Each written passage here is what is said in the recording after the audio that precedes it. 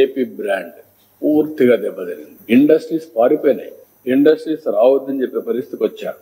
మేము రాము, ఎవరు పోవద్దనే పరిస్థితికి వచ్చారు. ఈరోజు మళ్ళీ బ్రాండ్ని రివైవ్ చేశాం.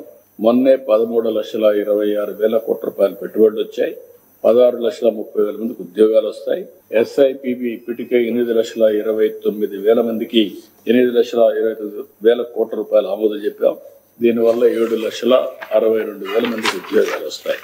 ఇవన్నీ కూడా ఇంకొక పక్క విద్యా వ్యవస్థ ఇంగ్లీష్ మీడియం అనే పేరు పెట్టి పిల్లల జీవితాలతో ఆడుకుని డ్రాప్ అవుట్స్ వచ్చే పరిస్థితికి వచ్చింది. ఈ రోజు మెగా పేటీఎం ఈ కార్యక్రమాలు పెట్టి నెక్స్ట్ లెవెల్కి వెళ్తున్నాం.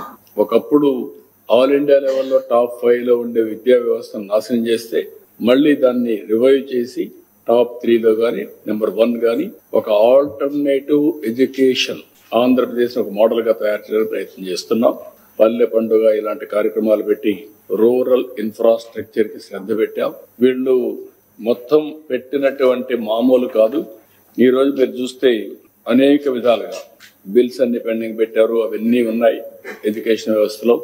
పల్లె పండుగలు అయితే విలేజెస్ అన్ని కూడా ఇన్ఫ్రాస్ట్రక్చర్ తయారు చేస్తున్నాం.